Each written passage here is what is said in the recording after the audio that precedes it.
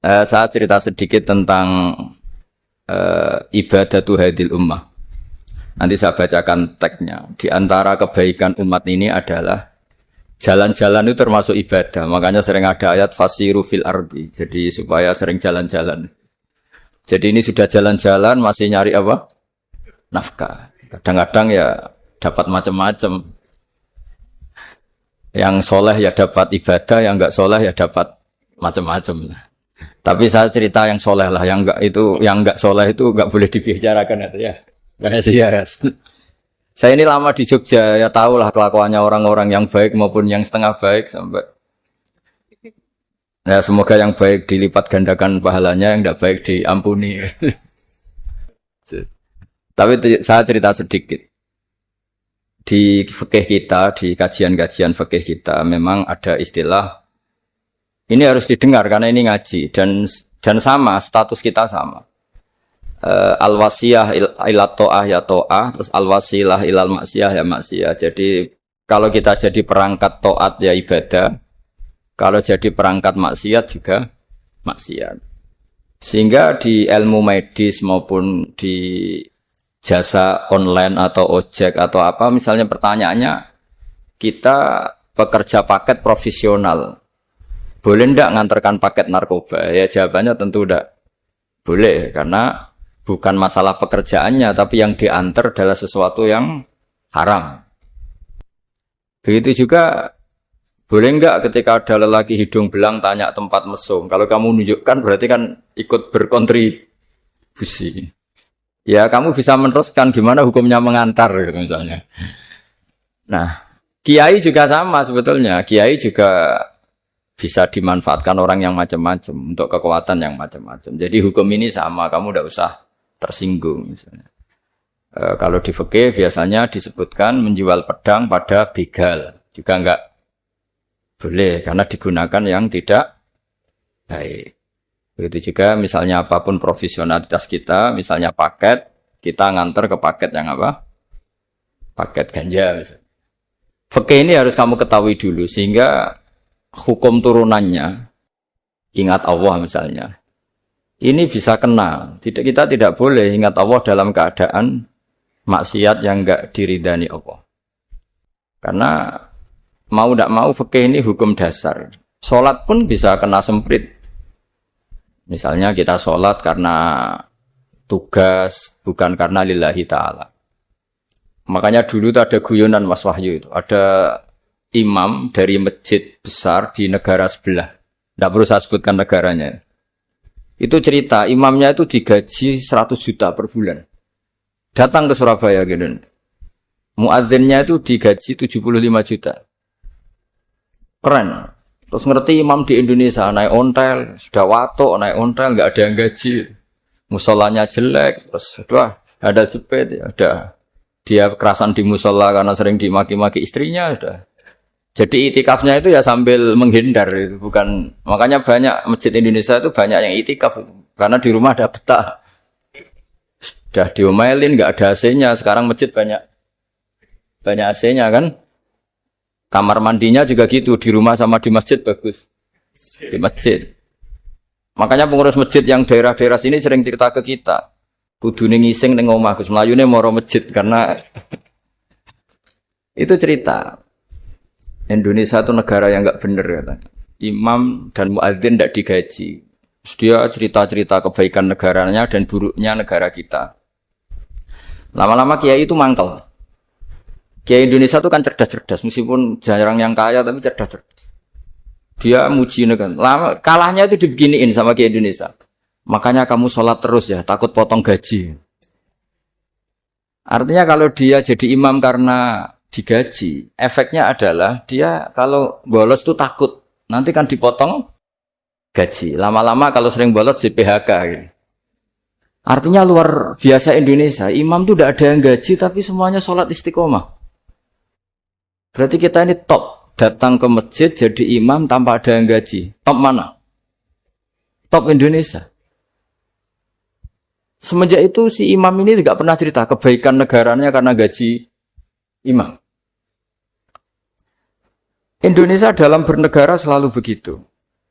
Ketika kita tidak punya solusi transportasi, ada saja pihak-pihak swasta atau investor yang ingin menanamkan modal di investasi Grab dan sebagainya. Tapi saya tetap sebagai kiai mengingatkan status hukum fikihnya.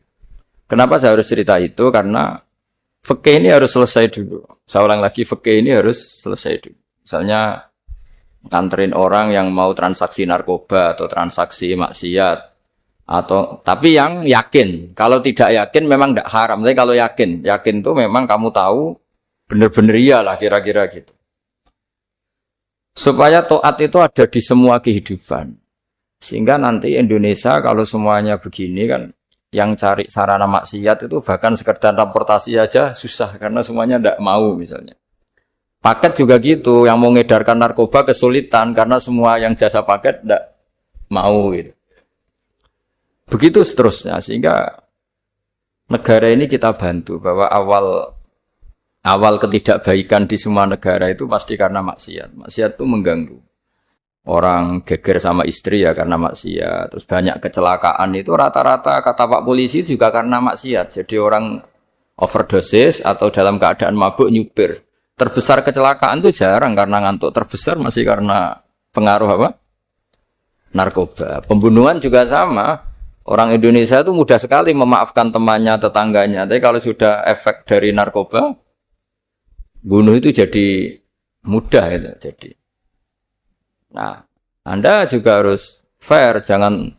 Tapi yang penting saya profesional nganter, gitu. Nggak mau tahu dia latar. Meskipun kita tidak boleh neliti orang ya, nggak boleh tajasus, nggak boleh neliti ini. Tapi yang jelas kamu tahu, yang jelas kamu tahu ya harus dihindari karena memang di semua profesi pekerjaan tuh utamanya kata Rasulullah SAW itu memperhatikan halal haramnya.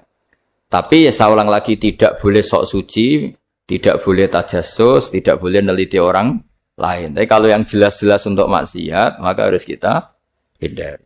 Termasuk masjid sekalipun. Dulu zaman Nabi itu ada masjid namanya Masjid Diror. Untuk memecah konsentrasi sahabat. Sahabat itu begitu mencintai Nabi, mencintai Rasulullah.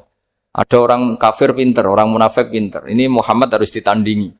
Cara nandingi Muhammad jangan pakai dangdutan, jangan pakai bar, tapi pakai masjid. Karena ini suasananya kesannya bagus. Dibikin masjid tandingan supaya orang tidak ke Muhammad semua, tapi ke masjid ini. Ini pikirannya orang munafik. Artinya jangan kira terus masjid bebas hukum, ya enggak juga. Masjid juga bisa kena semprit karena ini mendirikannya untuk bikin apa? Tandingan, untuk bikin masjid diror kalau istilahnya Quran masjid diror. Semua sarana kebaikan juga gitu. Yayasan yatim piatu juga kena hukum, pondok juga kena hukum, semuanya kena hukum. Ada orang ingin jadi kiai padahal tidak pernah ngaji, terus bikin pondok. Akhirnya dia dipanggil Pak Yai, anaknya dipanggil Gus padahal najis saja tidak tahu. Itu kan kasihan umat, akhirnya ada penyelewengan. Jadi semuanya kena hukum. Jadi Anda jangan tersinggung ketika saya cerita fikih untuk para teman-teman yang di Grab karena memang semuanya kena hukum, bukan ya? Mesra dengan istri juga kena hukum. Orang terlalu mesra dengan istrinya pasti ibunya terlantar karena menuruti bojo ya nuruti ibuke gitu.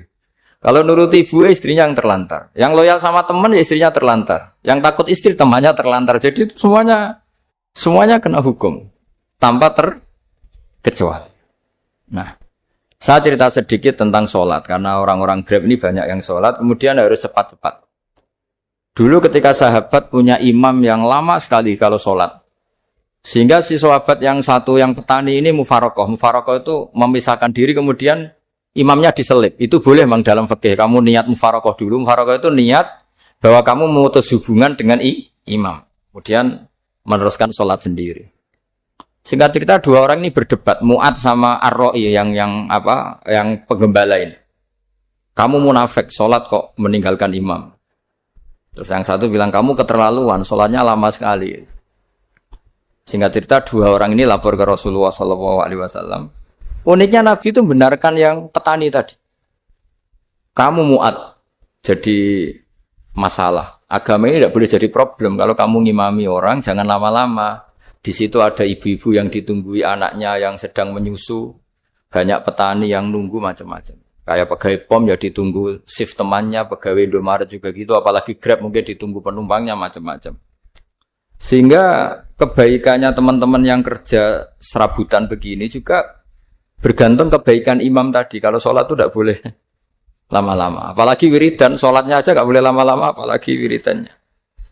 Nah, kadang-kadang orang ngira kebaikan tuh nggak ada sempritnya, ada juga. Sholat tuh ya disemprit sama Nabi. Kalau terlalu lama juga disalahkan karena nanti agama ini menjadi apa? Problem, menjadi problematika.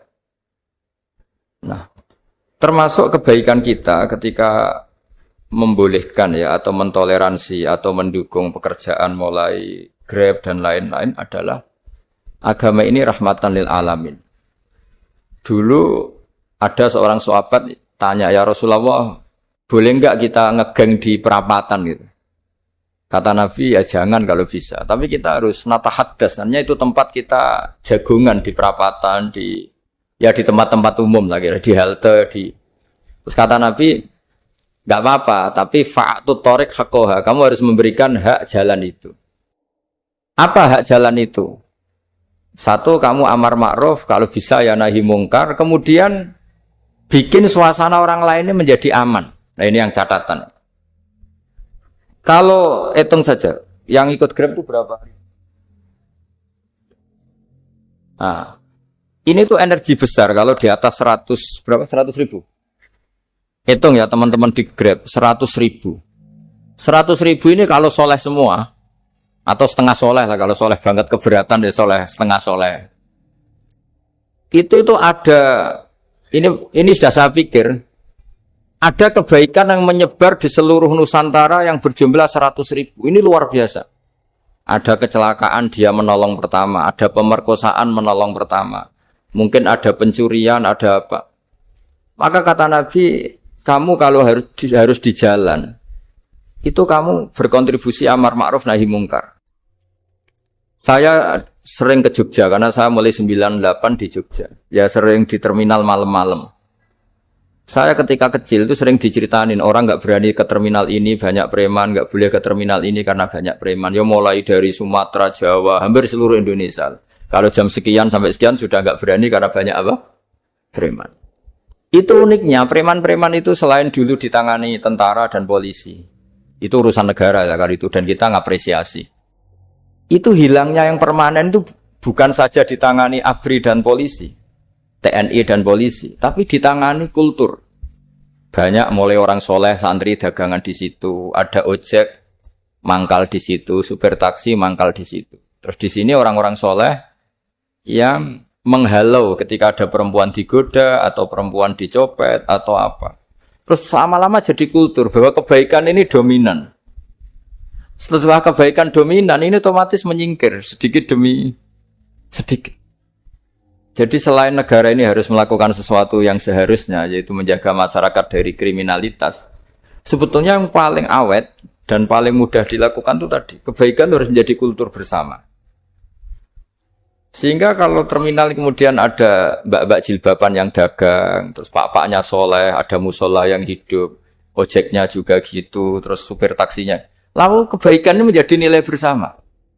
Saking jadi nilai bersama, ibu-ibu yang takut atas dirinya, nggak ngojek kecuali Pak ini karena terkenal amanah, nggak naksi kecuali Pak ini karena terkenal amanah. Dan kita Indonesia itu ingin seperti itu, sehingga amanah ini menjadi nilai bersama dan otomatis menjadi keamanan bersama. Sorong Jawa itu tego nitipno anake karena dijamin aman, tego nitipkan istrinya juga karena dijamin aman.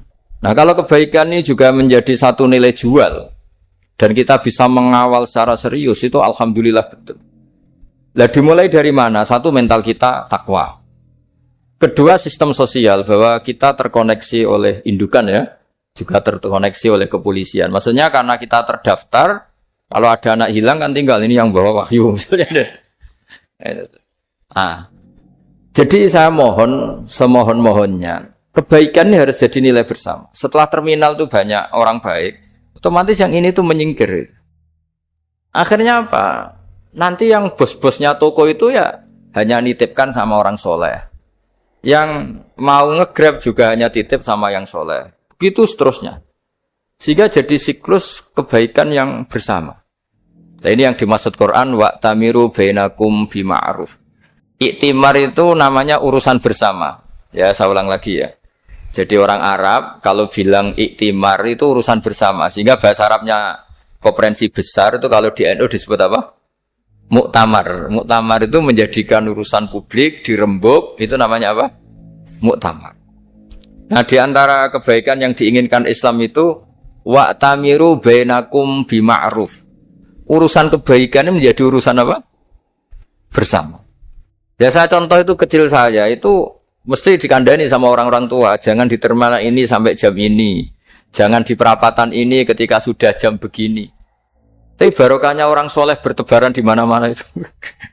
Yang tukang Grab ya di mana-mana, yang penjaga toko ya banyak yang soleh, yang ngojek, yang macam. Sehingga di terminal itu nyari tempat sholat ya gampang, cari tempat duduk ya gampang, nyari orang amanah ya gampang. Bahkan lama-lama yang nggak amanah ini nggak laku. Dan ini yang kita inginkan. Dan ketika nggak laku, akhirnya dia kalau ingin laku harus amanah. Atau ingin laku harus tobat. Nah, agama ini urusan bersama. Sehingga Allah mengistilahkan wa tamiru bainakum bima'ruf. Jadikan kebaikan ini urusan bersama. Sehingga karena ini urusan bersama, ketika kita jadi kiai juga harus, kalau misalnya tadi ada Gojek kok makmum, atau Grab kok makmum, atau supir bis kok makmum, kiainya harus cepat sholatnya. Jangan baca surat Baqarah. Nanti domel-domelin penumpangnya. Begitu juga ibu-ibu menyempatkan jamaah, waktunya tidak lama, di rumah sudah ditunggu anaknya yang masih menyusu. Makanya Nabi ngendikan idza amma ahadukum as-sholata falyukhaffif. Kalau kamu jadi imam, sholatnya harus relatif cepat. Fa inna fihim ad-dhaif badal hajat. Di antara makmum itu yang banyak punya urusan. Selain ada yang lemah, ada yang punya banyak urusan. Nah, terus ketiga, masalah kekayaan hati. Kekayaan hati ini penting sekali karena rata-rata teman di Grab itu kan miskin lah. Tapi jangan miskin sampai miskin hati gitu. Bahwa kamu nyari nafkah itu sudah ibadah, berkelana di buminya Allah juga ibadah, menyaksikan macam-macamnya orang itu juga ibadah. Bahkan menambah khazanah ilmu. Di antara warisan ilmu yang kita dapatkan dari Rasulullah SAW, misalnya kamu jalan-jalan, punya kaki dua, punya tangan dua. Gara-gara jalan-jalan sering ngerti orang yang buntung. Alhamdulillah meskipun saya hanya Grab, masih punya kaki. Terus ketemu orang buta ya gitu. Alhamdulillah ladzi afani mimma btalaka bih. Alhamdulillah saya terselamatkan dari seperti itu. Sehingga melihat orang maksiat juga gitu. Saya meskipun gini terselamatkan dari tempat maksiat, sehingga hidup itu tidak nelongso gitu. Ada nilai lebih yang kita punyai. Jadi di antara kebaikan Islam adalah orang disuruh ingat sisi nikmat. Nah, kalau nikmat itu sudah ada semua, kata Imam Ghazali, nikmat hidup. Kata Imam Ghazali, jika enggak ada kenikmatan yang Anda punyai, kamu datang ke kuburan. Disuruh datang ke kuburan. Dan kamu bilang begini, kenikmatan kembali ke dunia adalah kenikmatan yang diinginkan mulai yang mati zaman Nabi Adam sampai kiamat. Jadi kalau Fir'aun yang pernah jadi raja, Namrud, semuanya, bahkan orang-orang soleh sekalipun, kalau kamu tanya keinginan terbaiknya apa? Ingin kembali hidup untuk membenahi kesalahannya zaman hidup. Artinya apa? Kehidupan yang kita miliki sekarang adalah kenikmatan yang dirindukan mulai yang mati zaman Nabi Adam sampai kiamat. Maknanya apa? Kita punya kenikmatan yang luar biasa karena kenikmatan yang dirindukan oleh orang yang sudah mati mulai dulu sampai sekarang. Apapun masalah hidup Anda ini punya kenikmatan yang enggak tertandingi, yaitu namanya hidup. Barokahnya hidup itu kita bisa tobat. Setidaknya ingin tobat. Kalau enggak bisa tobat, ingin tobat. Makanya di Indonesia itu banyak nyuwun sewu, banyak maling yang anaknya itu soleh karena kalau ngandani anaknya tetap gini, wes le bapak tok sing nglakoni kowe aja. Bapak tok yang ngalami ini kamu jangan. Banyak di Indonesia orang enggak bisa baca Quran, anaknya hafid. Karena setiap bodoh itu tidak diwariskan. Wes le bapak tok sing bodoh kowe aja bodoh. Mungkin teman-teman di Grab juga gitu, bapak tok cong sing nasi pengen iku ojo.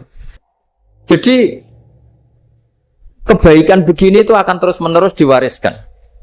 Sehingga banyak orang tidak tamat SD anaknya dosen, nggak tamat SMP anaknya dekan. Karena setiap dari kita itu cita-cita kebaikannya menurun ke anak cucunya, keburukannya berhenti di dia. Cara wong Jawa itu bapak tok sing nglakoni. Nah, di sini saya jelaskan tentang kekayaan rohani. Jadi saya mohon ketika Anda jalan-jalan nganter penumpang itu harus sering muji Allah Subhanahu wa taala. Ya, saya bacakan ayatnya at-taibunal abidunal hamidun. Orang baik itu yang tobat, yang ahli ibadah. Di antara definisinya itu as-saihun, yang sering jalan-jalan. Siaka itu jalan-jalan. Jadi orang paling bejo sak dunia itu sampai harus jalan-jalan ibadah dapat uang. Tapi syaratnya ibadah. Sekali tidak ibadah dapatnya masalah kan? Sering goncengkan orang cantik terus ingat istrinya tidak cantik. Sering goncengkan orang yang sopan, yang santun terus ingat andekan ini istri saya di rumah rewel gitu. Jadi kalau kamu tidak taat itu adanya penyesalan. Di lampu merah ada orang naik Ferrari, naik Alphard, sementara kamu di rumah hanya mobil butut, kadang malah tidak punya mobil. Jadi kekayaan rohani itu dimulai dari mana? Dimulai dari taat. Cara berpikir itu taat, bukan maksiat. Sekali Anda cara berpikir maksiat, maka adanya hanya penyesalan. Semakin pengalaman di luar, semakin penyesalan. Karena di luar sana banyak orang yang dapat nikmat yang lebih dari Anda.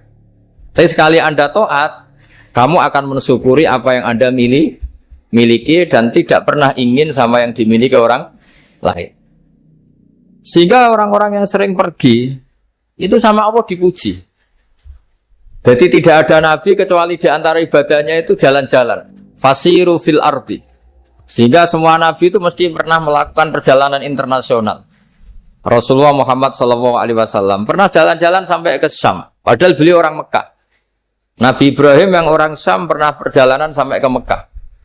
Karena di antara kearifan itu ya dimulai dari apa?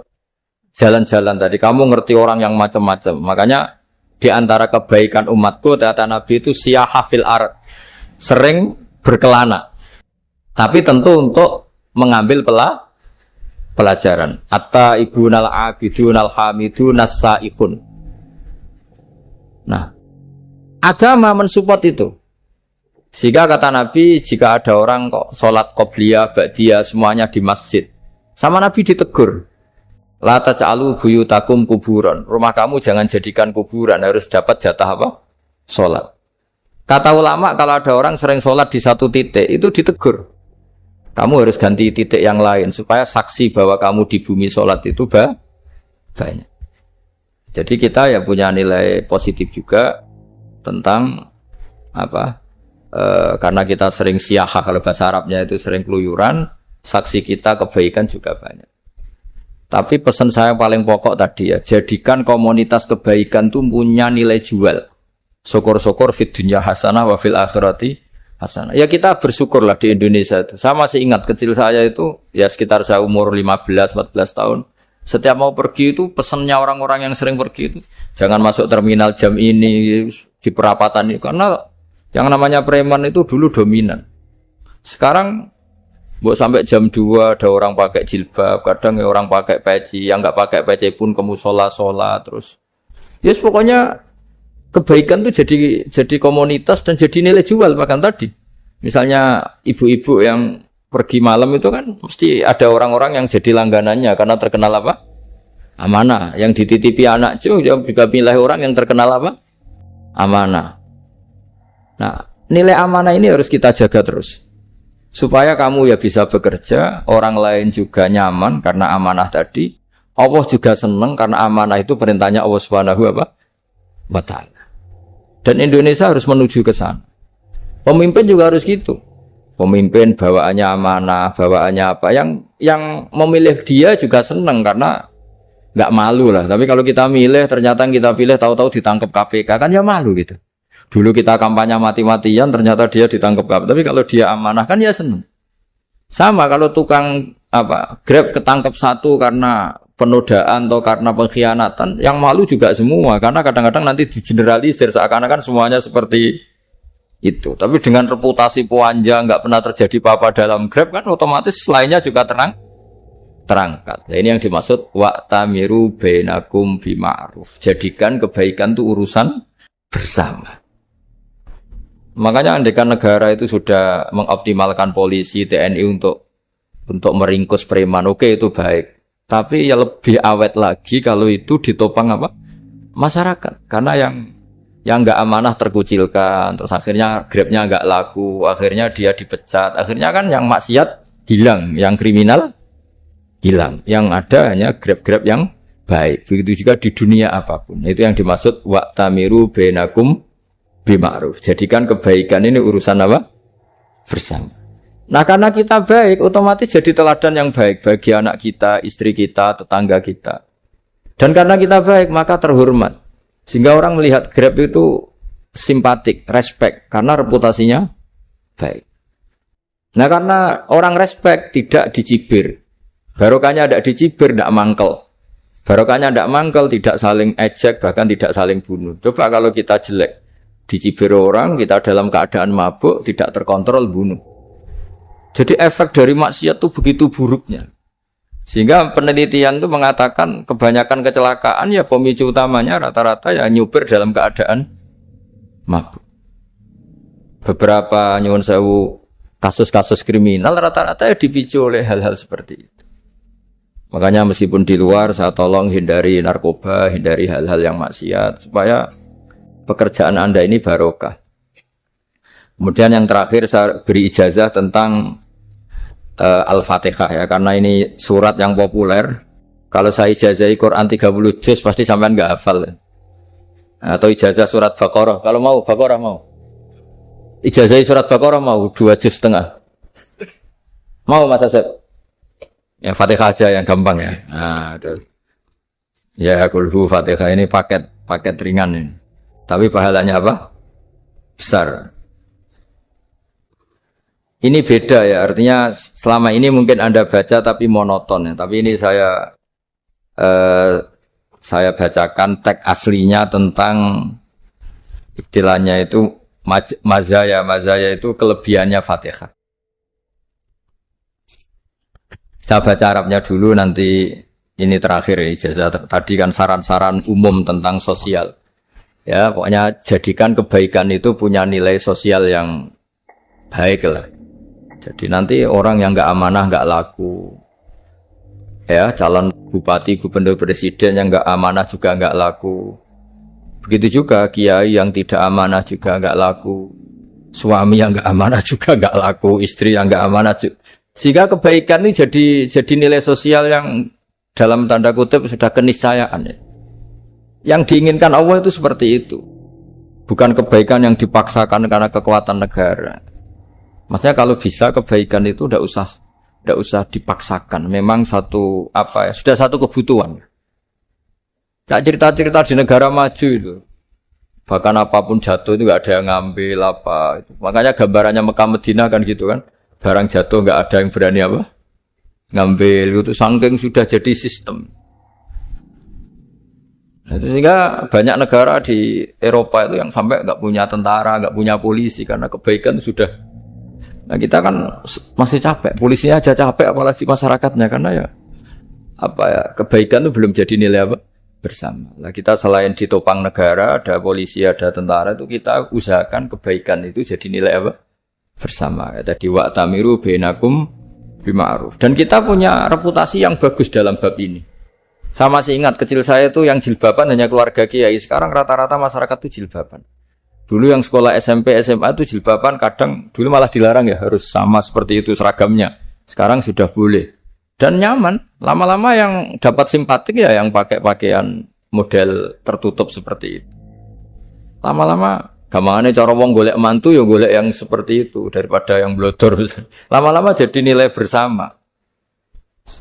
Ya ingin saya seperti itulah. Di terminal juga sama. Orang mau makan tuh cari warung yang kelihatan ada ayat kursinya, pakai jilbab atau paling enggak dia enggak mungkin lah nyuguhkan yang tiren atau yang haram. Kan ada garansi sosial, ada apa? Ada garansi apa? Sosial dengan penampilan yang soleh itu kan masa iya nyuguhkan oplosan babi gitu misalnya itu. Jadi nilai sosial itu harus ya tadi harus benar-benar jadi nilai. Sehingga negara biar gak capek-capek. Polisi juga gak capek kan karena tugasnya corong Jawa mau ngawat-ngawati tok tapi sudah tidak perlu tegang karena kebaikan sudah jadi nilai apa? Bersama. Ya, ingat-ingat ya ayatnya tadi wa tamiru bainakum bima'ruf. Jadi kebaikan itu harus jadi nilai bersama. Iktimar itu menjadi urusan bersama. Makanya kalau kita rapat besar disebut apa? Muktamar. Muktamar itu urusan bersama. Ya tadi imamnya sholat juga menopang Gojek karena enggak lama-lama nopang Grab, nopang Kernet, nopang penjaga Indomaret, penjaga bensin, pom bensin. Lah dia hanya punya waktu 5 menit terus imamnya baca Baqarah kan. Iya imamnya mursyid, mungkin dia tambah lama tambah dapat aplaus dari muhibbinnya, tapi makmumnya dia tambah lama tambah dapat penghormatan dari pecintanya, tapi kitanya wah khusyuk wali kan dia dapat status naik lah, kita yang sudah tidak ikut jadi wali diganggu apa pekerjaan. Kalau ada imam seperti itu sampai mufaroqah saja, niat ya Allah sampai sini saja saya makmum orang itu, silakan orang itu punya urusan sendiri dengan jenengan ya sudah, atau salib saja apa. Dan itu boleh kalau dalam fikih namanya apa? Mufaroqah. Mufaroqah itu niat. Tapi kamu jangan langsung selonong mufaroqah, niat dulu. Pamit sama Allah bahwa sekarang mau mufaroqah. Tapi ya jadi sholat yang aneh kan, imamnya masih rukuk, kamu terus sujud, terus apa-apa selesai ya. Mungkin dalam pandangan itu orang lain ini maksudnya makmum gimana ini kok. Tapi sudahlah Allah Maha tahu. Insya Allah dimaklumi. Ya saya baca tentang Fatihah ya, karena sampean pasti sering baca Fatihah. Supaya apa? Sekaligus jadi jimat lah gitu. Jadi kalau kamu sering di jalan-jalan yang mungkin sepi atau mungkin kan tidak semua teman Grab itu nasibnya bagus yang di Semarang Jogja. Mungkin yang di Kalimantan di Papua kan ada yang 10 kilo gak ketemu rumah, ya kan? Ya lihat di TV-TV itu kan kasihan kan. Udah 10 kilo gak ketemu rumah. Penumpangnya kewekar preman tuh kan, ini makan orang enggak kan gitu. Kan ujiannya dua, kalau penumpangnya cantik itu ya kecoba syahwat, kalau preman takut, jadi orang tuh selalu ujian nih. Sing sedengan tuh kan jarang orang. Jadi kalau penumpangnya perempuan cantik ujiannya itu syahwat, kalau preman ujiannya ketakutan. Kalau orang yang lemah bawa uang ujiannya kamu ingin garong. Jadi hidup itu memang semuanya ujian. Liyabluwakum ayyukum ahsanu amala. Makanya saya sering ditanya oleh teman-teman, Gus, nah ujiannya kenal wong wedok elek piye? Sama, kenal wong ayu ujiannya syahwat, kenal wong elek ujiannya ngenyek, itu sama-sama dosa. Syahwat ya dosa, ngenyek juga dosa. Wah elek keriting untune metu ya dosa ngomong gitu. Kadang-kadang orang berpikir enak kancanan wong elek enggak dosa. Kata siapa kancanan wong elek itu ya dosa, karena bawaannya ngenyek. Ngenyek itu menyepelekan itu. Makanya saya itu ya enggak mau berteman sampean. Nanti kan bawaannya ngenyek atau seneng ya tidak tahu. Ya sudah ada takdir saja kalau ketemu ya tak ulang ngaji gitu. Tapi ini ngaji terakhir, setelah ini ngaji biasa aja, tidak usah resmi gini. Ngaji kok resmi aneh. Pokoknya nanti suatu saat kalau pandemi sudah berlalu saya akan ngaji Rebone. Ini ngaji. Ini ngaji yang kurang bagus karena ngatur kiai kurang berkah ini. Nanti tapi ya lumayan lah masih mau ngaji. Ngaji kok tanggal ini jam ini. Sekarang suatu saat kamu tak panggil, Mas Wahyu datang ke sini jam ini, tidak mesti bisa. Mungkin pas ada acara apa, maaf ke sini pas ngecek, pas apa. Jadi ya sudah, tapi tak maafkan, enggak apa-apa. Takdir, ya. Tak bacakan, supaya sampean tahu keramatnya Bismillah. Nah sebelum saya bacakan Bismillah Fatihah, tak beritahu tentang ilmu tafsirnya, karena ini penting sekali. Fatihah itu dawuhnya Allah, tentu itu dawuhnya Allah. Saya ulang lagi, itu kalam Allah. Tapi yang sudah diberikan kesampaian ke kita semua, sehingga seakan-akan itu menjadi dawuhnya kita ke Allah. Jangan salah loh ya, Fatihah itu dawuh Allah tapi sudah diberikan ke kita, sehingga posisi kita itu yang punya itu. Nah kenapa ini perlu dijelaskan? Karena nanti ada kalimat iyyaka na'budu wa iyyaka nasta'in. Kalau itu masih kalam Allah, berarti Allah ngomong ke kamu, ngendikan ke kamu, kepadamu aku menyembah. Masa Allah menyembah kamu? Nah, sehingga ilmu tafsir itu menyelesaikan itu dulu ya. Saya ulang lagi ya, sebelum sampean sering baca Fatihah, aku yakin ya sering baca. Tapi barokahnya ndak paham itu ndak pernah janggal. Enggak paham itu ya penting supaya ndak iskal, ndak janggal. Sebetulnya di kalimat itu ada yang janggal. Kalau Fatihah itu kalimatnya Allah atau kalam Allah, bagaimana dengan kata-kata iya kana budu? Masa Allah ngendikan ke kita, kepadamu kami menyembah. Masa Allah menyembah kita? Maka penyelesaiannya secara ilmu tafsir gimana? Semua ulama mengatakan, bukan satu dua, semuanya mengatakan di Fatihah itu semuanya diberi kawalan kalimat. Saya ulang lagi ya, di Fatihah itu semuanya diberi awalan kalimat qulu, katakan wahai hambaku begini. Ya, katakan wahai hambaku begini. Nah, begini ini pelajaran dari Allah yang sudah diberikan ke kita. Terus kita mengatakan bismillahirrahmanirrahim, alhamdulillahirabbil, termasuk kita mengatakan iyyaka na'budu wa iyyaka nasta'in. Jangan bayangkan Allah ngendikan ke kita. Kalau Allah ngendikan kita berarti gini, hei wahyu, ihdinas siratal mustaqim, tunjukkan saya jalan yang benar. Nah nanti kamu terus, ya Allah, Anda aja minta tolong saya minta tolong siapa kan? Jadi panjang kan? Ya, saya ulang lagi ya. Jadi itu di Ulumul Quran diterangkan gimana? Sebelum baca Fatihah, ya. Fatihah itu kalamullah, ngendikane Allah, tapi yang sudah diajarkan ke kita dan sudah milik kita. Sehingga kalimat itu menjadi milik kita. Tapi ya kalamullah, tetap kalamullah, tapi sudah menjadi milik kita. Udah paham ya? Ya pinter naon. Ya, karena kalau tanpa penjelasan seperti ini, Anda akan iskal. Bagaimana Allah, iskal itu janggal, bagaimana Allah mengatakan iya karena butuh. Kan jadi aneh ya? Ya, jadi tak jelaskan secara ilmiah ya. Jadi kata ulama-ulama tafsir, ayat-ayat Quran seperti ini sebetulnya dimulai dari qulu, apa? Meskipun enggak dilafatkan. Itu kan sama dengan qul huwallahu ahad Muhammad, katakan kalau Tuhan itu satu. Ya namanya Quran itu kan kalam Allah, membina nabinya, membina umatnya. Makanya dikatakan atau enggak, di sini tersembunyi kata qulu, katakan. Ya. Jadi ya ibarat apa itu? Kamu ngajari anak kamu lah, le, panggil jenengan bapak kulo. Itu maksudnya anak itu, kalimat itu kalimat kamu, tapi kamu ajarkan ke anak kamu. Terus anak kamu bilang, Pak jenengan bapak kulo. Nah ketika kamu mengatakan jenengan, bukan kamu mengatakan jenengan anakku, berarti anakmu itu bapakmu, kan lucu kan? Anak kamu ajari jenengan bapak kulo. Kamu, engkau, bapak saya. Terus anak kamu mengulang, jenengan atau kamu bapak saya. Berarti itu kalimat yang kamu ajarkan, tapi sekarang sudah milik anak kamu. Kalau itu kalimat kamu kan lucu, masa anak kamu bilang bapak. Nah itu seperti itu. Jadi ulama memberi solusi atau jawaban iyyaka na'budu wa iya, itu sebelumnya ada kata-kata qulu, katakan wahai hambaku, hubungan kamu dengan saya adalah katakan iyyaka na'budu wa iyyaka nasta'in. Terus hubungan kamu dengan saya katakan juga dalam doamu ihdinas siratal mustaqim. Jelas ya, jadi itu kalam Allah yang sudah milik kita karena diajarkan Allah untuk kita.